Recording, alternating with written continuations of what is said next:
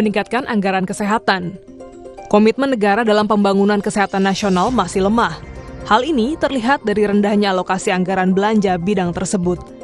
Padahal kualitas kesehatan masyarakat menentukan pencapaian tujuan pembangunan berkelanjutan. Pengambilan keputusan politik bidang kesehatan berimplikasi pada derajat kesehatan publik. Sesuai amanat konstitusi, negara bertanggung jawab terhadap kesehatan seluruh rakyatnya. Namun, data Badan Perencanaan Pembangunan Nasional yang diolah dari data Bank Dunia dan Kementerian Keuangan menunjukkan belanja negara untuk kesehatan di Indonesia paling rendah dibandingkan negara lain, dan belanja Indonesia untuk kesehatan hanya 6,9%. Angka itu jauh lebih rendah dibandingkan dengan Amerika Serikat 38%, China 27,5%, Australia 21,9%, Jerman 21,6%, Jepang 20,4%, Inggris 19,4%, dan Korea Selatan 19,5%. Menteri Perencanaan Pembangunan Nasional atau Kepala Bappenas Suarso Monoarfa menyatakan komposisi belanja pemerintah didominasi belanja tidak produktif dan tidak berorientasi jangka panjang. Belanja itu meliputi antara lain belanja barang, belanja bunga utang, dan belanja subsidi.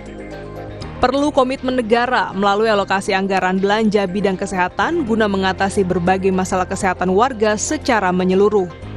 Angka kematian ibu di Indonesia tercatat 190 per 100 ribu kelahiran hidup akibat anemia pada ibu hamil dan paparan rokok tinggi dan kurang gizi. Persoalan kesehatan pada ibu hamil turut memicu tengkes atau stunting pada bayi. Hasil survei status gizi Indonesia tahun 2022 menunjukkan prevalensi tengkes secara nasional 21,6%.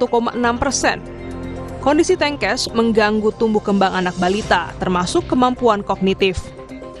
Indonesia juga menghadapi beban ganda penyakit.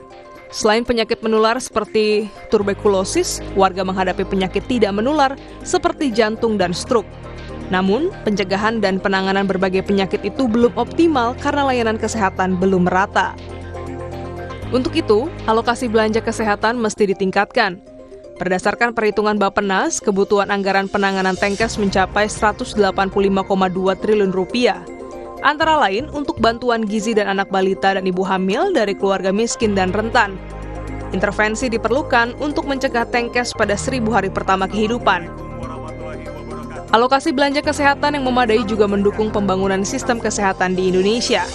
Selain memperkuat upaya promotif dan preventif melalui layanan kesehatan berbasis komunitas, perlu penguatan fasilitas kesehatan rujukan secara merata di semua daerah. Oleh karena itu, perlu reformasi anggaran belanja negara tak produktif. Salah satunya dengan reformasi dari subsidi energi untuk alokasi yang lebih tepat sasaran. Anggaran itu bisa dialihkan untuk meningkatkan derajat kesehatan masyarakat.